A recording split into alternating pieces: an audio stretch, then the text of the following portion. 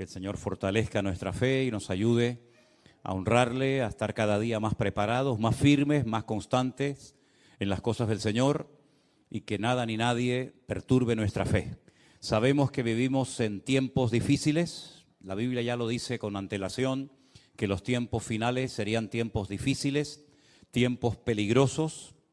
Como dije el domingo en el mensaje, se lo recuerdo, así como aquel gigante llamado Goliat desafiaba constantemente al pueblo de Israel, hoy en día también nos están buscando las cosquillas, Nos están pinchando y presionando por todas partes, pero los gigantes todos cayeron uno detrás de otro, Es simplemente cuestión de tiempo. Yo quiero llevarles nuevamente al pasaje que leíamos el domingo, que era 1 Samuel capítulo 17, donde David, enviado por su padre al campamento donde sus hermanos mayores estaban a punto de enfrentarse con los eternos enemigos del pueblo de Israel, como eran los filisteos. Cuando él llega al campamento, se da cuenta de que la atmósfera, el ambiente, pues está bastante cargado. Hay mucho pesimismo, mucha derrota, y cuando él pregunta qué es lo que está sucediendo, le informan de que hay un gigante, un paladín de parte de los enemigos que lleva 40 días amedrentando, asustando al pueblo de Dios, y desde el más grande, el rey Saúl, hasta el más pequeño, nadie se atrevía a dar un paso adelante para solucionar el problema. Bueno, hasta que apareció David. Dice la Biblia que él se ofreció voluntario. A él no tuvieron que presionarlo, a él no tuvieron que decirle, oye, ¿te animas a ir tú contra el filisteo? Sino que él dijo, yo iré. Yo iré, reconozco que este hombre está muy bien armado.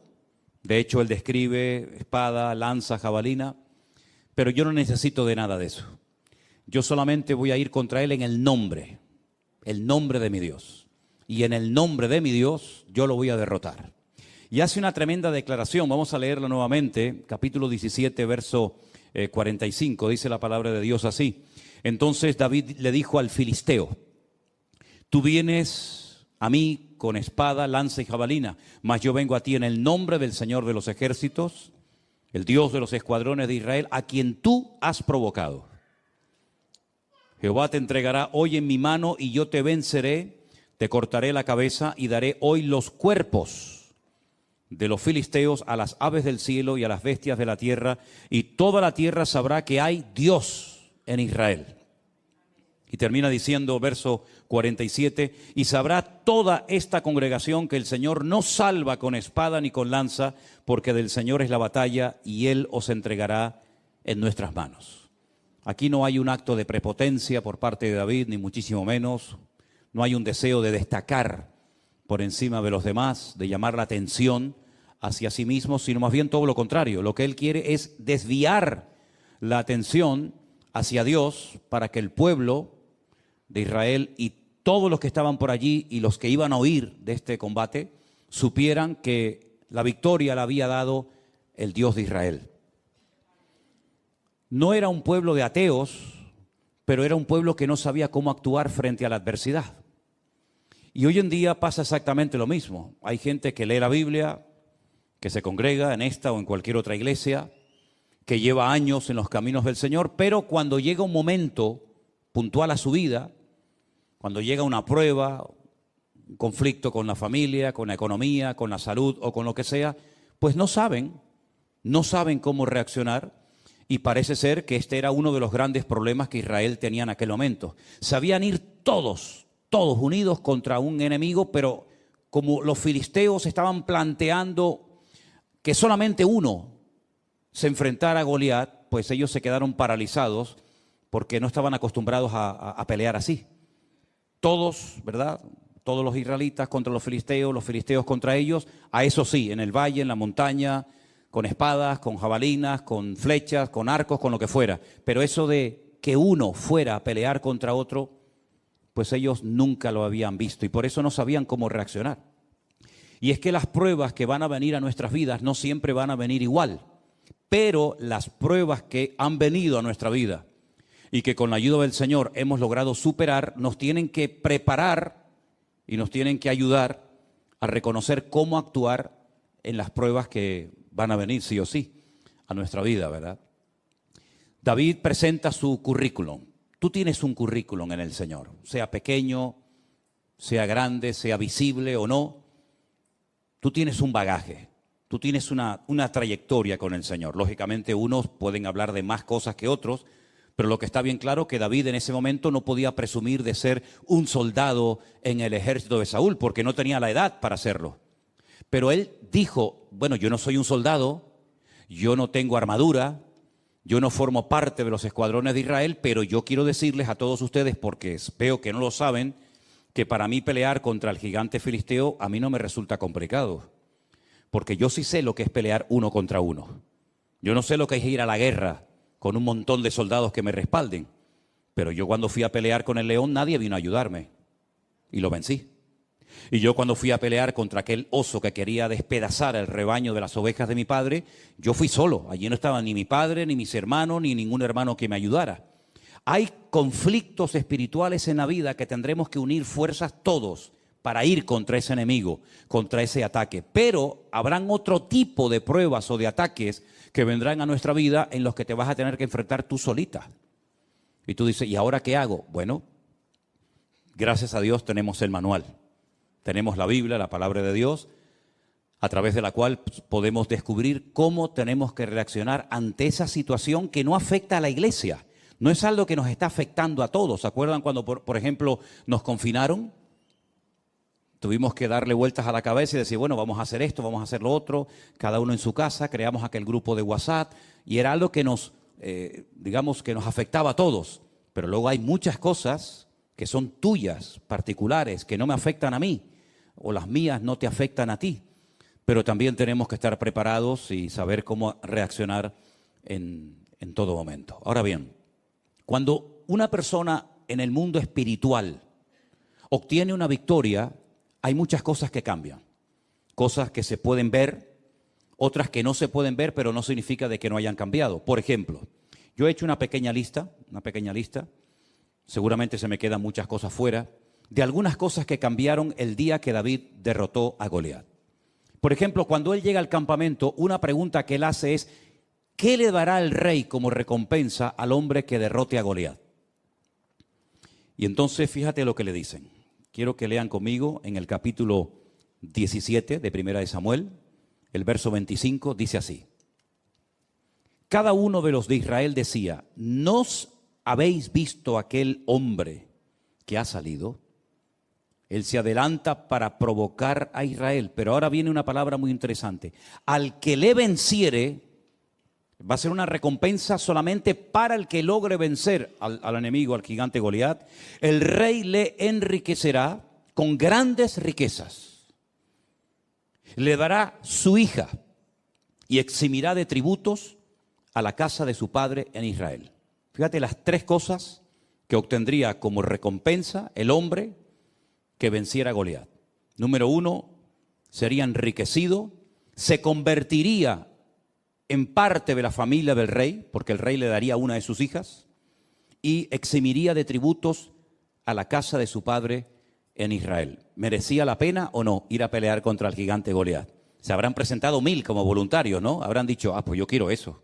Yo quiero ser rico, quiero ser yerno del rey y quiero que además toda mi familia quede excluida de pagar impuestos. Pues la cruda realidad es que no se presentó nadie. La recompensa era extraordinaria, pero los voluntarios brillaron por su ausencia. Solamente David dijo, bueno, pues yo voy a ir a pelear. Pero él no fue a pelear contra el gigante Goliat por la recompensa. Él iba a ir con recompensa o sin recompensa.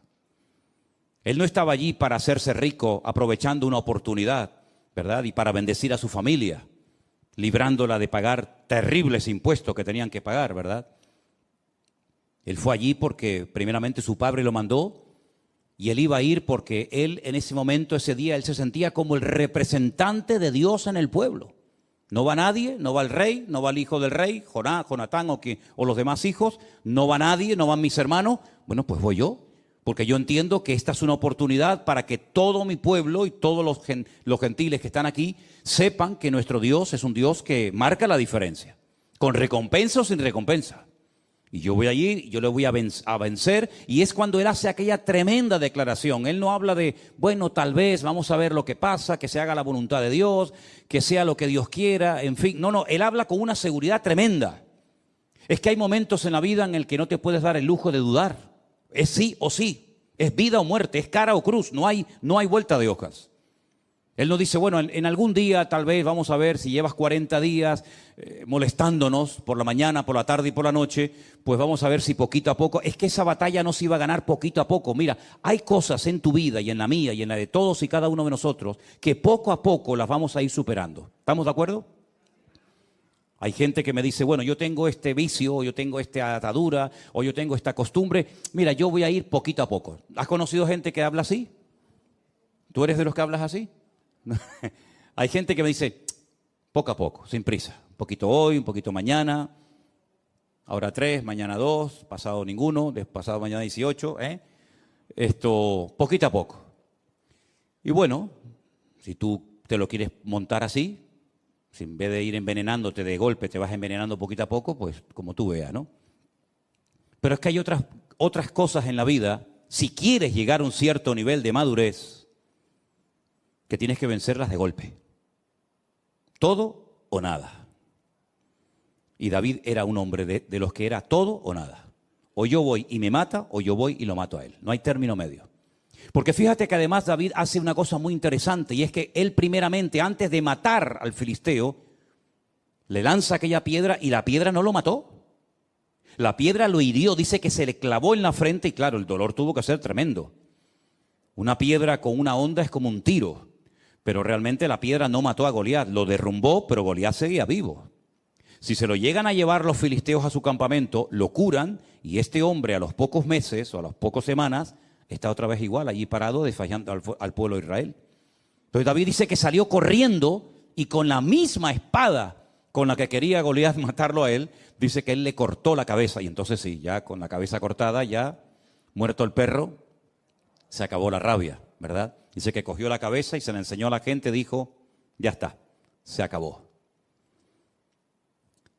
Es decir, que hay cosas que se pueden superar poco a poco, pero hay cosas que tienes que ser radical, tremendamente radical, porque o las vences tú a esas cosas, o ellas te van a terminar destruyendo y matando tu vida espiritual. Entonces David entendió que era un día clave en la historia del pueblo de Israel. Hay días en nuestras vidas que son claves. Hay días que marcan algo en el mundo espiritual, que se queda como una especie de marca indeleble en el mundo espiritual, que marcan una diferencia. Por ejemplo, el día que Abraham estuvo dispuesto a sacrificar a su hijo, eso quedó ahí marcado para el resto de la historia. El día que Jacob peleó con aquel hombre que dice la Biblia, no te dejaré, no te voy a soltar hasta que no me bendigas, ese día fue un día clave en la vida de Jacob.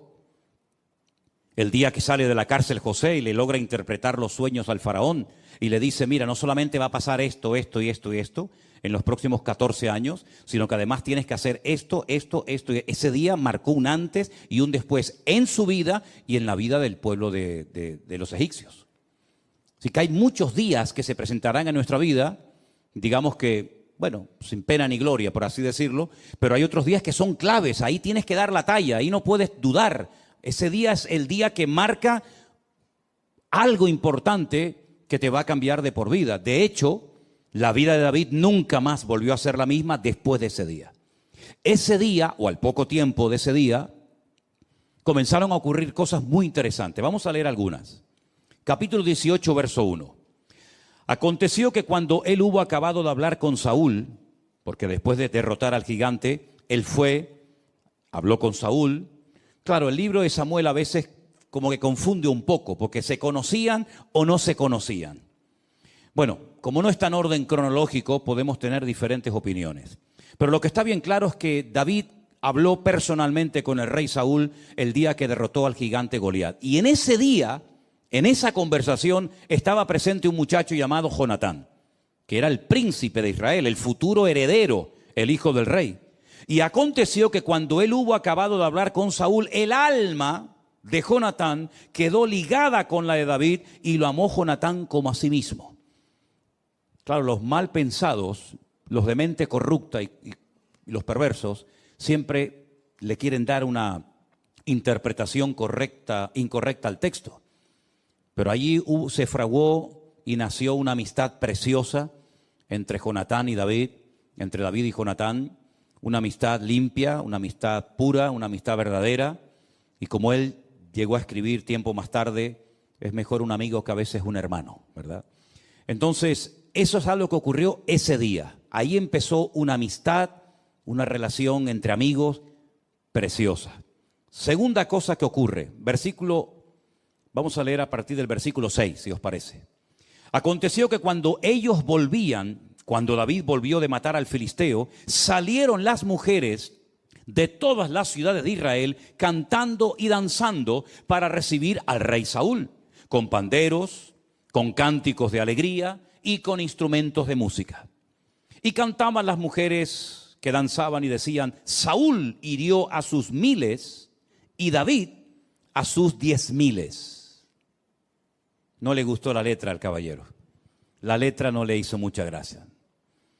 Porque dice que Saúl se enojó en gran manera y le desagradó este dicho. Y dijo: a David dieron 10,000 y a mí 1000. No le falta más que el reino. Se picó. El caballero se picó. Y desde aquel día Saúl no miró con buenos ojos a David. ¿Qué te parece? Desde aquel día las cosas cambiaron. Hemos obtenido una victoria tremenda, pero a partir de ese día Saúl se la sentenció al rey David. Aconteció que al día siguiente, fíjate qué cosa, esto ya es el mundo espiritual. Al día siguiente de esa reacción de enojo, de esos celos ridículos y absurdos, al día siguiente un espíritu malo de parte de Dios tomó a Saúl y él desvariaba en medio de la casa. David tocaba con su mano como los otros días y tenía Saúl la lanza en su mano. Y arrojó Saúl la lanza diciendo: enclavaré a David a la pared. Pero David lo evadió 2 veces. Fíjate las cosas que comienzan a cambiar a raíz de la gran victoria que ha beneficiado a todo el país, incluido al rey. Enojo, rabia, celos, envidia. ¿Qué te parece? ¿Buscó David en algún momento la reacción de Saúl de esta manera? Jamás. Pero hay cosas que tú no puedes evitar. Hay algunas cosas, muchas cosas podemos evitar en la vida, pero hay otras muchas cosas que, por mucho que le des vueltas a la cabeza, hay cosas que no puedes evitar. Y una de ellas era que Saúl odiara y le tuviera unos celos enfermizos al joven David. Desde aquel día no lo miró bien. Unos celos tremendos. Y el resto de sus años los dedicó a perseguir a David. David al final saben que tiene que huir.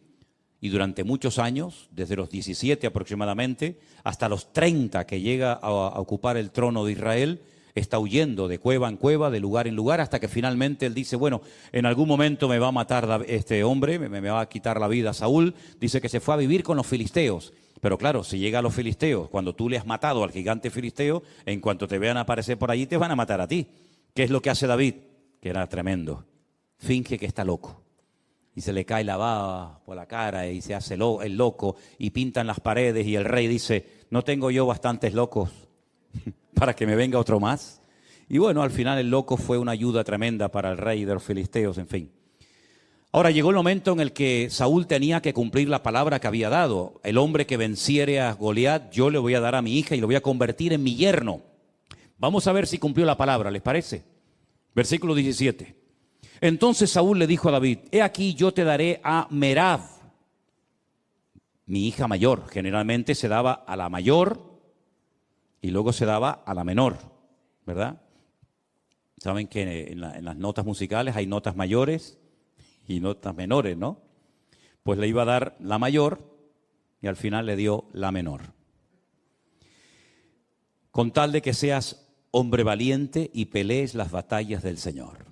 Mas Saúl decía: No será mi mano contra él, sino que será contra él la mano de los filisteos. Fíjate tú el plan que comienza a fraguar Saúl para quitarse de medio a David. Pero David le respondió a Saúl: ¿quién soy yo o qué es mi vida o la familia de mi padre en Israel para que yo sea yerno del rey? Oye, ese privilegio de ser yerno del rey no lo tiene todo el mundo, ¿verdad? ¿O eres de sangre azul? Ninguno aquí es de sangre azul, ¿no? ¿O no tienes ninguna posibilidad de llegar a ser familia del rey? Llegado el tiempo en el que Merab, la hija de Saúl, se había de dar a David, fue dada por mujer a Adriel. Ah, mira dónde sale este. Mira dónde sale Adriel. El meolatita. Estudien la historia de este Adriel, por cierto, muy interesante. No tengo tiempo ahora para entrar en eso, pero fíjense por dónde. Pero Mical, la otra hija de Saúl, amaba a David. Y fue dicho a Saúl y le pareció bien a sus ojos. Y Saúl dijo: yo se la daré para que le sea por lazo y para que la mano de los filisteos sea contra él. ¿Me dejan que les diga una cosa?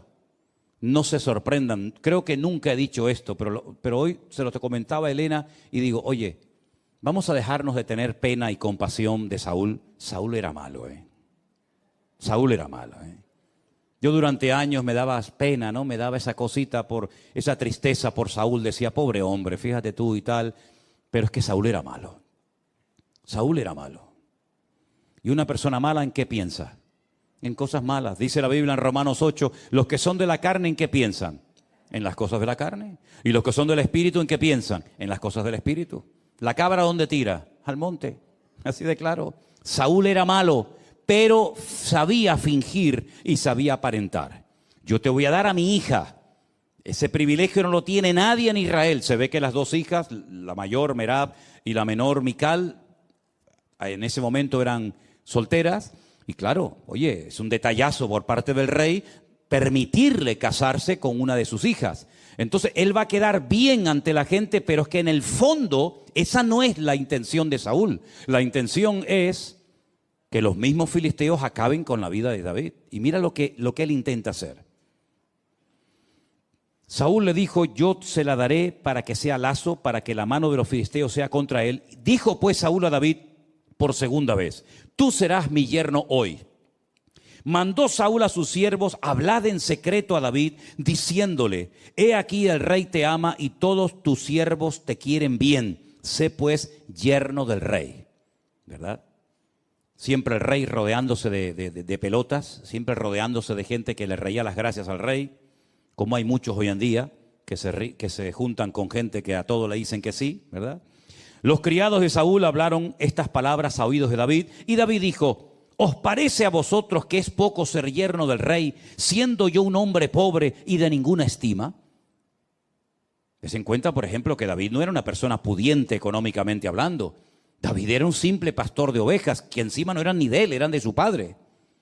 Era el menor de la familia, no tenía ninguna posibilidad de una buena herencia el día de mañana. Incluso hay comentaristas por ahí que opinan que David fue, concebido fuera del verdadero matrimonio, ¿no? Bueno, sea como sea, el tema es que David jamás se le hubiera pasado por la imaginación llegar a estar emparentado con el rey de Israel, el hombre más importante del país. Y él lo tiene claro, él dice: yo no tengo ninguna posibilidad de llegar a ser el yerno del rey. Pero fíjate qué interesante. Los criados de Saúl le dijeron esta respuesta, le dieron estas palabras, y Saúl dijo: decidle así a David: el rey no desea la dote. La dote era algo muy importante, ¿sabes? Mi hija, para que sea tu hija, me tienes que dar 20 camellos, 30 ovejas, etcétera, etcétera. A mí Matías no me dio nada, por cierto, pero bueno. Aún estamos a tiempo. Bueno, me dio un nieto. Ya con eso le perdono. El rey no desea dote, sino, escucha bien, espero que lo entiendas, 100 prepucios de filisteos, que es lo que se le quita al hombre cuando se le circuncida. Quiero 100 de filisteos, para que sea tomada venganza de los enemigos del rey. Pero es que esa no es la verdad. Detrás de esta petición de 100 prepucios, fíjate tú qué cosa pide este hombre.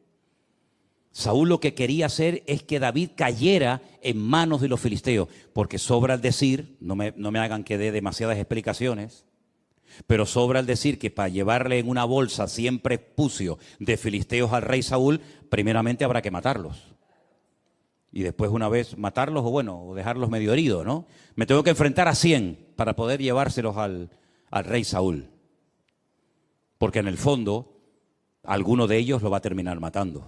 Esto no es como las películas americanas que saben que sale el héroe corriendo por un campo abierto, le disparan 5.000, ni uno le da.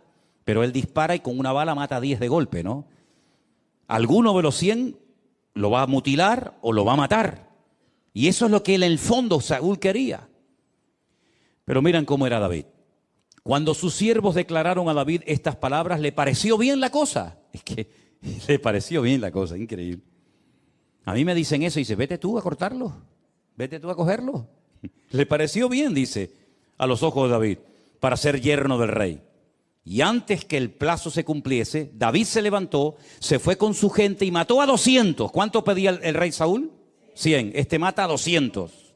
Los mató, Mató a 200 filisteos y trajo los prepucios de ellos y los entregó todos al rey, a fin de hacerse yerno del rey. Y Saúl le dio a su hija Mical por mujer. Si yo te doy más de lo que tú me pides, 100, toma 200, y ahora me tienes que dar a tu hija mayor. No, le da la menor, le da Mical. Pero Saúl, viendo y considerando que el Señor estaba con David y que su hija Mical lo amaba, tuvo más temor de David y fue Saúl enemigo de David. ¿Cuánto tiempo? Todos los días. Todos los días de la vida que duró, odiaba y no podía ver en pintura a David. ¿Qué te parece? El ungido, este era el ungido. Imagínate los que no eran ungidos, ¿no? Este era el ungido de Jehová. Este era el que tenía que ser un ejemplo a la grey. Este era el que tenía que ser agradecido porque por fin había aparecido un desconocido y había arreglado el problema nacional de deshacerse del cuerpo, de la vida del gigante Goliat. Y mira cómo le paga, tratando de matarlo, tratando de desacreditarlo, persiguiéndolo de noche y de día por todas partes, con unos celos que en vez de cortarlos, los fue alimentando día a día. Y al final, si ustedes leen la historia de Saúl, que la encontramos en la Biblia, la vida de Saúl fue un auténtico desastre. Mató a sacerdotes, le echó la culpa al pueblo de muchos actos de desobediencia que hizo a lo largo de su vida. Se fue a consultar con una adivina en un pueblo llamado Endor, en el norte de Israel. Al final termina suicidándose, tirándose sobre una espada y quitándose la vida. Dejó al país en la ruina. Económicamente el país lo dejó en la bancarrota más absoluta. Los filisteos incluso se atrevieron a robar y llevarse a su terreno el arca de la alianza, que ya saben lo que era el arca de la alianza, ¿verdad? En aquellos tiempos. Es un auténtico desastre. Y no me digan a mí que Saúl no tuvo ayuda y buenos consejeros, como por ejemplo el profeta Samuel, que le decía lo que tenía que hacer, lo que no tenía que hacer. Espérate, no hagas esto, no te precipites, no corras, espera. Sin embargo, echó por la borda su vida. Así que cambios, pues mira, en lo espiritual todos los que quieras y más. Se convierte en yerno del rey, empieza una hermosa amistad con su hijo, con Jonatán, con el príncipe de Israel. Se desatan los celos de Saúl con la intención de matarlo. Se convierte en un rey falso que aparentemente te quiere bendecir, que aparentemente te quiere ayudar, pero en el fondo lo que quiere es quitarte de en medio, ¿verdad? No, yo quiero que seas mi yerno. Tráeme 100 prepucios con la intención de que lo maten, ¿verdad? Se convierte en un rey mentiroso, en un rey manipulador, en una persona muy peligrosa, porque dice la Biblia que en varias ocasiones David estaba tocando el arpa para él, para calmarlo, y dice la Biblia que cogía la lanza y se la lanzaba para clavarlo en la pared como si fuera una cucaracha, ¿verdad? Un hombre tremendamente agresivo, peligroso, amargado, frustrado, que llevó al país a la ruina. Y David en medio. David nunca se levantó contra él dando una especie de golpe de estado, sino que él esperó, dejaba todo en las manos del Señor, En aquella época compuso salmos extraordinarios. Puedes leer las sensaciones, las tristezas de David, las luchas tremendas, la soledad, las horas, días, semanas, solo, ¿verdad? Por esos montes huyendo de Saúl, siempre pendiente de que me atacaran por la noche, por el día, por la montaña, por arriba, por abajo, ¿verdad? Pero el Señor lo cuidó y el Señor lo protegió. Cuando tú comiences a obtener victorias espirituales en tu vida, vas a desatar la ira del enemigo, pero también vas a desatar la bendición de Dios sobre tu vida. Tienes que saber esto. Como dijo alguien, si no quieres que te pase nada, que nadie diga nada mal de ti, que nadie se meta contigo, que nadie te cuestione, que nadie te critica, no hagas nada. Es que no tenías ni que haber nacido. Porque ya desde el día que nacimos, ya siempre alguien dijo, qué feíto era, ¿no? Y aún no dice nada, otro dice, ay, qué guapo, otro era feíto, otro era feo. Desde el mismo día que nacimos ya comenzó la batalla de la vida. Pero es que además nosotros no solamente estamos en el mundo natural, como todos los seres humanos, sino que nos hemos pasado de bando. En el mundo espiritual hay dos bandos, el del diablo, Satanás, las tinieblas, y el bando de luz, del Señor, ¿verdad? De la bendición de Dios. Y hemos pasado, como dijo el Señor, de muerte a vida. Claro, el otro no está contento con ese cambio, porque sabe que ahora tienes tú una victoria que ya le gustaría a él tener. Ahora tú tienes una influencia, una capacidad en el mundo espiritual que él no va a tener jamás en la vida. Y eso va a despertar envidia, eso va a despertar celos, eso va a despertar pues tantas y tantas cosas. ¿Y dónde va a venir la guerra? Pues desde adentro. El Señor Jesucristo un día nos dio una información tremenda. Dice que los mayores enemigos, a veces, no siempre, pero a veces pueden surgir hasta dentro del mismo seno familiar, dentro de la misma familia. Ese cuñado con el que te llevabas tan bien, ese primo, ese abuelo, ese tío, ese sobrino, con el cual pues antes jugabas al fútbol, iban de excursión y cantaban y lo pasaban bien. Ahora, por el simple hecho de haberte convertido, pues ahora parece que te has convertido en su enemigo. Pero no tienes que asustarte. Al mismo Señor Jesucristo le pasó. Sus propios hermanos, que los tuvo, le decían al Señor, Señor, ¿por qué no vas a otros lugares para que te oigan y te conozcan y sepan de tus enseñanzas? Pero no lo decían porque tuvieran una sana intención de que la gente escuchara el Evangelio, sino para quitárselo de encima, porque se avergonzaban de él. ¿Qué te parece? Y el Señor, ya dijo en cierta ocasión, los mayores enemigos a veces surgen dentro del sector o del ambiente del que menos te imaginas. Incluso la Biblia dice que en los últimos tiempos tal vez la nuera se levante contra la suegra contra la nuera, los hijos contra los padres contra los hijos. Eso va a ser una revolución tremenda y para todo eso tú tienes que estar preparado. Y dice, y no sorprendáis, dice Pedro en una de sus cartas, no sorprendáis del fuego de prueba que os ha sobrevenido. Dice, como si alguna cosa extraña os aconteciera. Mira, sinceramente te deberías de sorprender de que no te pase nada. Eso es lo que te debería de preocupar. No tengo pruebas, no tengo dificultades, no hay problemas, todo parece que va sobre ruedas. Eso es lo que te debería de poner nervioso. Pero pasar por pruebas, por luchas, por dificultades, pues eso es lo lógico, eso es lo normal. Eso es lo que necesitamos para mantenernos humildes y dependientes del Señor y que no nos creamos que ya no necesitamos de nada ni de nadie. Por eso Pedro dice, no os sorprendáis, hermanos, del fuego de prueba que os ha sobrevenido, como si alguna cosa extraña os aconteciese, sino tener en cuenta que las mismas pruebas que tú estás pasando, o mayores, las están pasando nuestros hermanos en otras partes del mundo. Por lo tanto, no es cuestión de una ridícula resignación y decir, bueno, a mí me tocó esto y aquí... No, sino, oye, levántate, pelea, lucha, pelea la buena batalla, dice la Biblia. Pablo dice, pelea, esfuérzate, echa mano de la vida eterna. Él habla de una armadura, él habla de casco, él habla de espada, habla de yelmo. Es decir, él está empleando incluso hasta términos militares, porque la guerra espiritual es real y tú tienes que saberla. Y no derrumbarte, no venirte abajo y decir, bueno, ¿qué me está pasando? No sé, yo estoy leyendo la Biblia, estoy orando, estoy haciendo las cosas bien. ¿Por qué me pasa eso? Pues precisamente por eso. Precisamente por eso, porque está sacudiendo el avispero. ¿Quieres coger miel? Claro, es muy fácil ir a un supermercado, a una tienda y coger de la estantería un bote de miel. Claro, a ti no te ha costado nada, pero vete a buscarla. Vete a buscar miel. Hay países donde hay gente que son recolectores de miel y tienen que descolgarse con unas cuerdas tremendas y untarse el cuerpo con barro y llevar antorchas y humo, porque tú te vas a meter en el avispero y le quieres robar a la abeja la miel. Tú date cuenta que una cuchara, una simple cuchara de miel, tarda toda una vida, una abeja. Por poco me sale oveja. Una abeja tarda toda una vida para hacer una cucharada de miel y tú se la vas a quitar. Y dices, de aquí, de eso nada. Y vas a matar a la reina y te vas a meter en el panal. Y salen picados por todas partes. Y hay gente que incluso ha muerto porque son alérgicos, ¿verdad?, a las picaduras de las abejas. Y si tú quieres obtener grandes victorias en tu vida, pues vas a ser picado y vas a ser atacado por todas partes. Pero dice la Biblia, mayor es el que está en ti que el que viene contra ti. ¿Cuántos dicen amén? Así que David supo perfectamente que su vida nunca más iba a volver a ser la misma. Al poco tiempo, por la mala cabeza, por la mala actitud, por los pecados, por la constante actitud de desobediencia de Saúl, Dios dijo, basta. Y esto sí que es terrible. Para mí esto es lo peor que le puede pasar a un ser humano en la vida cuando Dios dice, basta. Y lo ha hecho en varias ocasiones, ¿eh?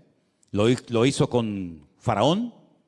Lo dijo, ¿no quieres dar tu brazo a torcer y reconocer que todos estos milagros, prodigios, maravillas, estas plagas tremendas son producto de mi intervención? ¿No quieres? Pues ahora yo me voy a encargar de endurecerte el corazón. ¿Quieres ser duro? Yo te lo voy a endurecer como el pedernal.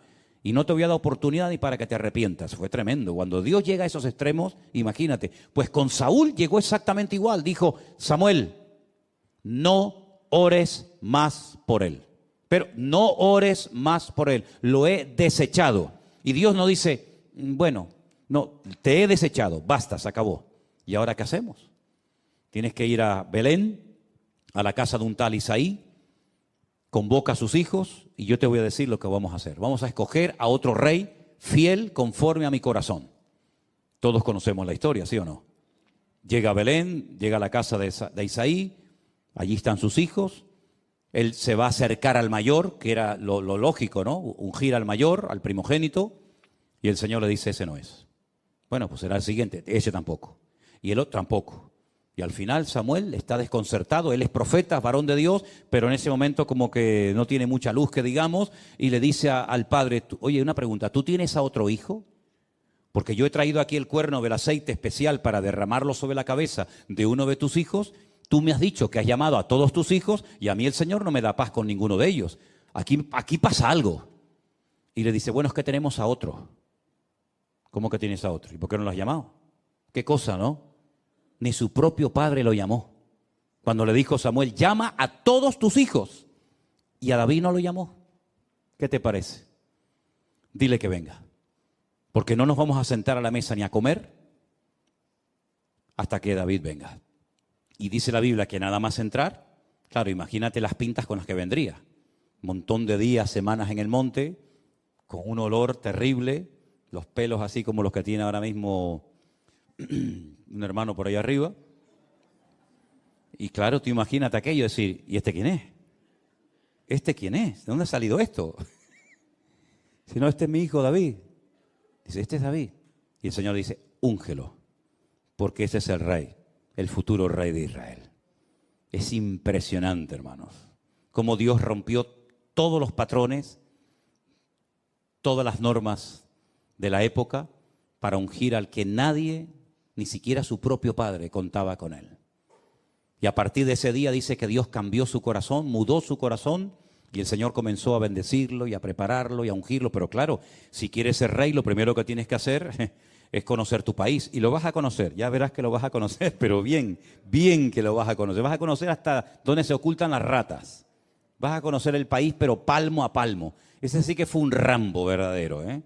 Y comenzó desde prácticamente a los pocos días, ya digo, 17, 18 años como mucho, hasta los 30 años, huyendo de un lugar a otro, con un calor que hace en esos lugares donde él se escondía. Fuimos un día a la cueva de Engedi. Es una cueva que está en el oasis de Engedi, en el desierto, y llegamos allá arriba y nos dijeron, en esa cueva se escondió Saúl, y allí dentro estaba el rey David, que podía haberlo matado y no lo hizo. Es decir, una vida de una preparación tremenda.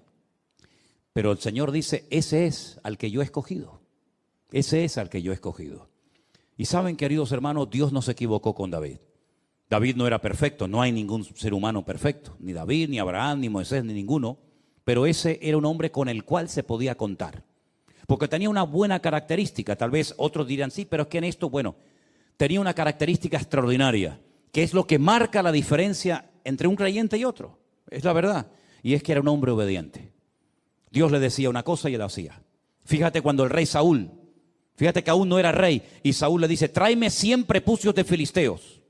Él no era tonto, él sabía que podía perder la vida peleando contra 100 filisteos, y no le trae 100, le trae el doble, le trae 200, pero es que era así, era tremendamente radical, siempre iba más allá de lo que se le pedía.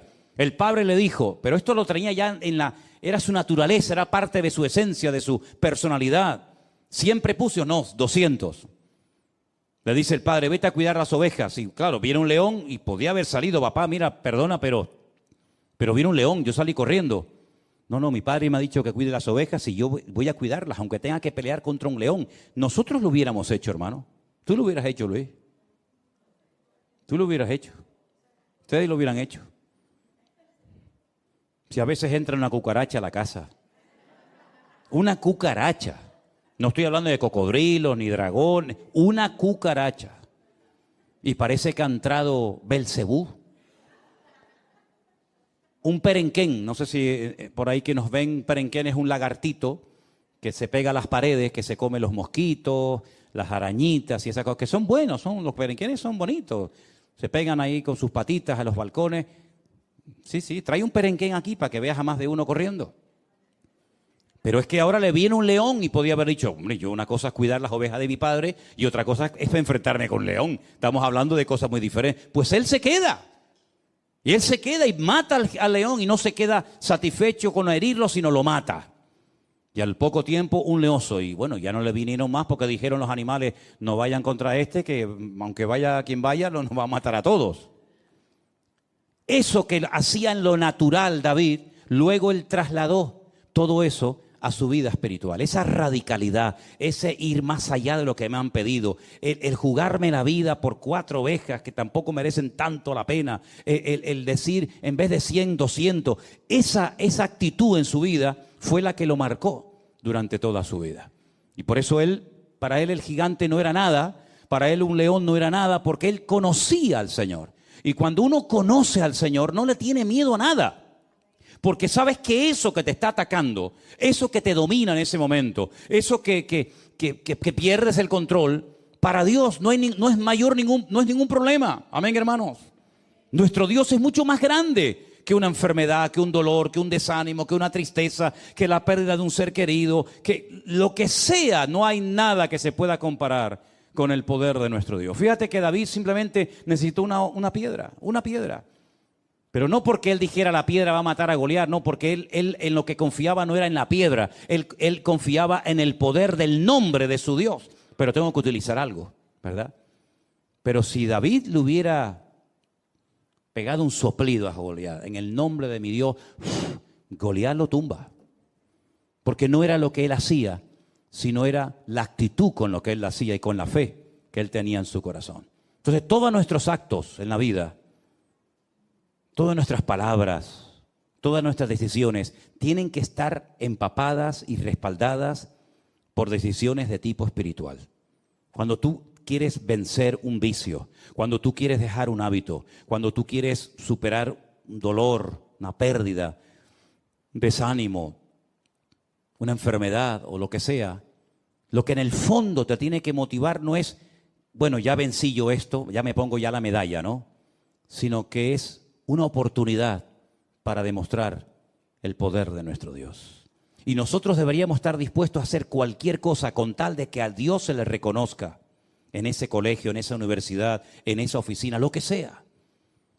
Que sepan siempre que lo que nos motiva no es el orgullo, la ambición personal, el deseo de protagonismo, de que nos miren, de que nos admiren, sino que el objetivo cuál tiene que ser, dar la honra y la gloria a nuestro Dios. Y David entendió que ese día era un día maravilloso, porque ese día todos los ojos de Israel iban a estar mirando aquel valle de Elam, donde derrotó al gigante Goliat. Él sabía que ese día era un día histórico, como en el monte Carmelo, Elías sabía que todos iban a ser así y todos iban a estar mirando a ver qué pasaba en aquel lugar. Hay momentos en los que todos van a estar mirando. Y es el examen, es el test, es la prueba por la cual tendrás que pasar y sacar buena nota para que al final la gloria y la honra se la lleve el Señor. Así que en vez de quejarte, en vez de asustarte, en vez de salir corriendo, dice, no, momento. Yo tengo una oportunidad de oro para demostrar que mi Dios es diferente. ¿Qué es lo que usted me ha dicho que tengo? ¿Esto? ¿Esto es lo que usted dice que tengo? Muy bien, perfecto. Démelo. Te pones de rodillas en tu habitación.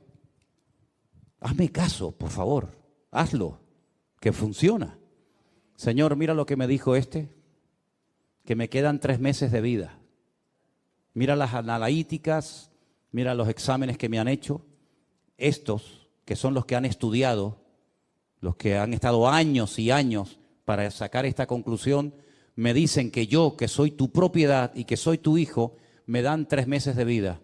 Señor, qué bueno sería que tú hicieras un milagro en mi vida para que yo mañana vaya a estos y les diga, vengan un momentito. ¿Qué me dijeron ustedes aquí hace 6 meses? ¿Que me iba a morir? ¿Cuánto tiempo llevo de vida? 18 años. Entonces, en otras palabras, utiliza tus circunstancias presentes para demostrarles que el poder de tu Dios es más grande que todo lo que te hagan o todo lo que te digan. Y otra cosa, y si por lo que sea tú decides que lo que dijeron estos señores se cumpla, pues muchísimas gracias porque dentro de 3 meses estaré con mi Señor. Ustedes seguirán rompiéndose la cabeza, pero a mí simplemente lo que me han dicho es la fecha con la que me voy a reunir con Él.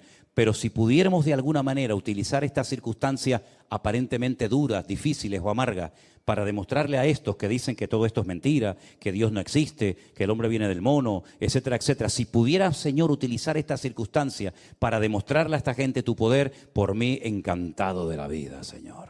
Como yo le dije aquí en este cuarto, en esta habitación que está aquí atrás, el día 14 de marzo del 2020, cuando salió en la televisión el presidente de este país y dijo, se decreta el estado de alarma o de emergencia, como sea, nadie puede salir. Yo me puse ahí de rodillas y mi Dios lo sabe y le dije, Señor, ahora tienes una oportunidad impresionante, maravillosa, para demostrar que esta obra es tuya, Señor. Aquí no va a venir gente, yo no sé durante cuánto tiempo, un domingo, 2, 3, 4, 5, nadie lo sabía. Yo pensaba, bueno, 2, 3 domingos, nada. Cerramos el rastro, aquí no podía venir nadie y el Señor comenzó a sorprendernos con auténticos milagros hasta el día de hoy. Hasta el día de hoy. Algunos me decían, bueno, cuando termine la pandemia ya verás que todo. Digo, que no. Porque Dios dijo ahora. Y hasta que venga el Señor, la bendición no va a menguar. El aceite no va a menguar. Juntamos latas vacías, que somos nosotros, y le dijimos, Señor, ahora, cuando no hay recursos, llénalas de aceite, y el aceite no ha menguado hasta el día de hoy, porque ese es nuestro Dios. Cuando otras iglesias de miles y miles de miembros, y sé lo que digo,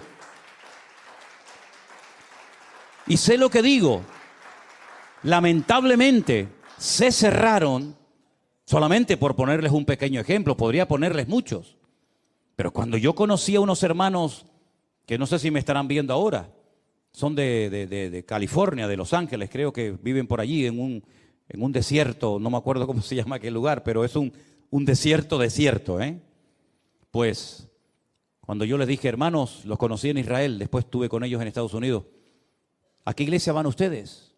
Y me dice, nosotros íbamos a una iglesia, pero en el tiempo de la pandemia se cerró, como todas. Digo, sí, ya lo entiendo, pero ya terminó la pandemia. ¿Y ahora qué? Dice, no, el pastor nos juntó, no se transmitió, no se hizo nada durante el tiempo de confinamiento y el pastor nos juntó y nos dijo que se iba a cerrar la iglesia. Que cada uno se buscara la vida, unos se reunían en casas, otros se fueron a otra iglesia, otros no se fueron a ninguna parte, lamentablemente. Cerramos la iglesia, dijo el pastor. Y yo le dije, perdone que le haga esta pregunta, no la suelo hacer sinceramente porque no es algo que me quita el sueño ni me preocupa, pero en este caso sí me atrevo a preguntarle, ¿y cuántos erais en la iglesia? ¿Cuánta gente se congregaba en aquel momento? Y si éramos 2.000 miembros. Digo, 2.000 miembros. 2.000. Y cerró la iglesia. Digo, ¿y por qué? Dice, porque no había recursos para pagar la luz, el agua, los teléfonos, el alquiler. Digo, con 2.000 personas. Y nosotros que éramos 4 gatos y un perro herido. 2.000 personas y cierran la iglesia. ¿Pero cómo puede ser esto? ¿Y la cerró? La cerró. Pero te digo un ejemplo. Te podría contar muchos más. Entonces cuando yo le dije al Señor, Señor, se nos viene un gigante imponente, tremendo. Pero si tú quieres, Señor, si tú dices, ahora esta iglesia va a ser usada para tu honra y para tu gloria. Y ya lo creo que lo fue. Ya lo creo que lo fue y lo sigue siendo. Porque el Señor es fiel. Y cuando ponemos nuestra piedrita en el bolsillo y decimos, Señor, yo nada más tengo una piedra. El tipo mira cómo viene, pero yo voy en el nombre de mi Dios. El Señor sorprende. Y el Señor bendice. Y el Señor demuestra que la iglesia no es tuya ni mía. La iglesia es de Él. Y dice la Biblia que Él la sustenta y Él la cuida. Por eso yo creo, y termino, y cuando digo termino, que Dios está buscando gente valiente. Así de claro. Dios está buscando gente valiente que se la juegue por Él en lo económico, que se la juegue por Él en lo que haga falta. Y yo creo que Dios está buscando de todo corazón, y lo digo de verdad, gente valiente en estos tiempos. Gente que no le tenga miedo a las circunstancias. Gente que no le tenga miedo a lo que está pasando allá afuera. Gente que le crea a Dios y que diga, Señor, yo te creo a ti. Y si tengo que comer una cebolla sola, un pan todas las noches debajo de un puente, yo lo voy a hacer, pero yo voy a seguir sirviéndote. Yo creo que Dios, a ese tipo de gente, Dios la honra y Dios la bendice y Dios la prospera. Y yo espero que entre nosotros, todos nosotros podamos decir, nosotros somos los valientes del pastor Manolo Sierra. Porque no se olviden ustedes que David sí era muy ungido, muy poderoso, pero hay una lista que dice los valientes de David. A mí me gustaría tener una lista de los valientes. Y espero que todos ustedes formen parte de esa lista. Amén, hermanos. Cierra tus ojos ahí donde estás, por favor. Repite hoy lo que confesaste el domingo. Señor, yo confieso en fe que mi enemigo, mi gigante, ha sido derrotado y vencido en el nombre de Jesús. Llámese como se llame. Este se llamaba Goliat. El tuyo no sé cómo se llama, pero menciónalo, nómbralo. Este gigante que es, etcétera, lo que sea, en el nombre de Jesús hoy caes y nunca más volverás a levantarte y amargarme la vida. Porque hoy te derroto en el nombre de mi Dios. Tú vienes contra mí con exámenes, con radiografías, con insultos, con palabras, etcétera. Pero yo vengo en el nombre de Jesús contra ti. Y el Señor te ha entregado en mi mano. Y voy a dormir en paz. Dilo conmigo, yo voy a dormir en paz a partir de hoy como un niño pequeño que no lo perturba nada, que solamente se despierta para ver el rostro de su papá o de su mamá, pero no lo despierta un bebé. Los precios que suben o que bajan, el precio del petróleo, la bolsa, las guerras, no. A un niño pequeño solamente lo despierta el deseo o de comer o de jugar con su papá y con su mamá. Y cuando ve el rostro de su padre y su madre, su rostro se ilumina, porque ve al que ama. Ahí está, siempre ahí está, para acariciarlo, para besarlo, para jugar con él. Esa es la ilusión con la que tenemos que vivir nuestra comunión con el Señor cada día. Señor, a mí no me va a perturbar ni a quitarme la paz, nada ni nadie, sino que yo me voy a despertar y lo único que quiero es decirte, te alabo, tú eres santo, Señor. Santo, santo Dios Todopoderoso, aleluya. En mis circunstancias, en mi enfermedad, en mi soledad, en lo que sea, yo me gozo porque los gigantes han sido vencidos en la cruz del Calvario. Todos fueron vencidos en el nombre, sobre todo nombre de Jesús. Así que una vez más, confiesa tu victoria. Confiesa la victoria que el Señor te ha dado. Yo soy más que vencedor, aleluya. Tal vez no te sientes como tal, pero no importa lo que te sienta. Di lo que el Señor dice que tengas que decir. Diga al débil, fuerte soy. Él renueva las fuerzas del que no tiene ninguna. Correrán y no se cansarán. El sol no te fatigará de día, ni la luna de noche. Por un camino vendrán y por 7 huirán. ¿De dónde vendrá mi socorro? Mi socorro siempre vendrá del Señor. Porque sus ojos están abiertos de día y de noche, y mi pie no tropezará ni resbalará. Porque Él me cuida, me guarda, me bendice, me sustenta, me protege, me unge. Y Él guarda cuando salgo y Él guarda cuando entro, cuando me levanto y cuando me siento, cuando camino y cuando duermo. El Señor está a mi lado. Caerán por un lado, caerán por otro lado, pero yo estoy firme, parado en la roca eterna que es Jesucristo. Aleluya. Yo estoy parado en esa roca y vendrán vientos, vendrán tempestades, vendrá lo que venga, lo que sea, pero mi casa permanecerá porque yo he puesto mi fe y mi confianza en el eterno Dios, aleluya, al cual le doy la honra y la gloria en este momento, mi Dios. Y cuando el enemigo ve a un pueblo unido, a un pueblo que tiene las ideas claras, que pone su confianza en Dios y en su palabra, teme y sale corriendo, porque sabe que contra ese pueblo, contra esa casa, no puede hacer absolutamente. No dejen de alabar a Dios en medio de las circunstancias. No dejes de gozarte y de alegrarte en medio del dolor, en medio de la lágrima, no importa, porque esa es la mejor agua para regar la bendición de Dios. Señor, en el nombre de Jesús anhelamos tu bendición, como tu siervo Jacob la anhelaba y la quería. Nosotros te pedimos, bendícenos en esta noche. Bendícenos, Señor. Bendice mi familia, bendice mi cuerpo, mi mente, bendice mi vida, bendice mi economía, bendice todo lo que tengo y todo lo que soy. Que por todos los poros de mi piel salga bendición de Dios. Y a esos que critican, a esos que murmuran, a esos que ponen obstáculos, Señor, nos reímos porque tu palabra dice que tú llenarías nuestra boca de risa y dirían entre las naciones, grandes cosas ha hecho el Señor en estos. Y yo te pido, Señor, que esa promesa que tú nos diste la veamos cumplida cada día, que sigan diciendo entre las naciones de la tierra, grandes cosas ha hecho el Señor en ellos. Llena nuestra boca de risa y nuestra lengua de alabanza. Bendito seas, oh Dios, santo, santo, sublime Dios eterno.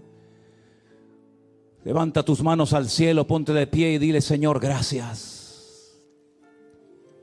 Cuando ese gigante cayó a tierra tuvo que ser algo tremendo. Como tuvieron que quedar los filisteos asombrados, porque aquel jovencito sin espada, sin jabalina, lo derrotó en el nombre de su Dios.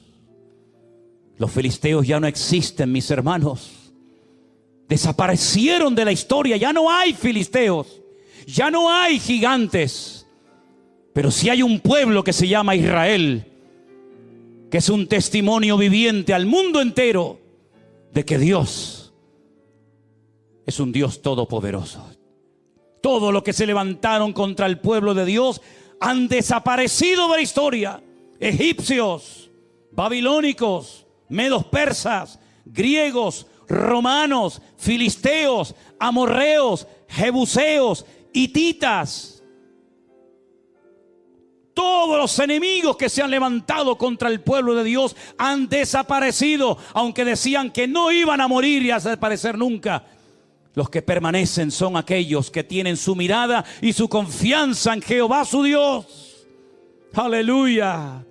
Porque aunque un ejército acampara contra nosotros, no temerá nuestro corazón. Porque tú eres mi luz y mi salvación. ¿De quién temeré? ¿De quién temeré, Señor? Aleluya.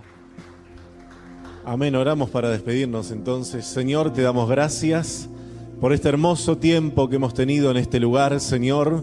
Honramos tu nombre y te bendecimos, Señor, y te exaltamos. Y nos acercamos a ti una vez más como hijos tuyos, Señor. Nos acercamos como huérfanos de Padre, porque tú eres nuestro Padre, porque en ti nos refugiamos, porque tú eres nuestro socorro, porque tú eres nuestro pronto auxilio en las tribulaciones. Señor, adoramos tu nombre y sabemos que tú nos rodeas, Señor, porque tu palabra dice que los que confían en ti son como el monte de Sión, que no se mueve, sino que permanece para siempre. Señor, adoramos tu nombre, te bendecimos. Recibe la gloria, recibe la gloria, recibe, Dios mío. Recibe la adoración de tu pueblo, Señor.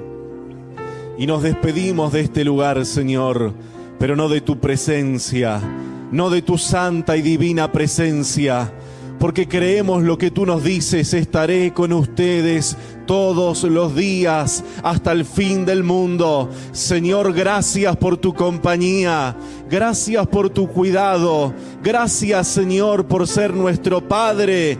Gracias, Dios mío, adoramos tu nombre y te bendecimos. Y bendícenos, Señor, al regresar a nuestros hogares. Guárdanos, líbranos una vez más, Dios mío, y que tus ángeles acampen alrededor nuestro también. Señor, en el nombre de Jesús de Nazaret, gracias por tu santa presencia. Gracias por enviar tu Espíritu Santo a vivir adentro nuestro. Señor, gracias, Dios mío, en el nombre de Jesús. Gracias por tu palabra, Señor. Y creemos a tu palabra. No solo la oímos, sino que también la creemos, Dios mío. Porque te creemos a ti, Señor, el único Dios verdadero. En el nombre de Jesús, despídenos en paz, Señor, y que tu presencia se quede con nosotros siempre. En el nombre de Jesús. Amén y amén. Que Dios les continúe bendiciendo, hermanos.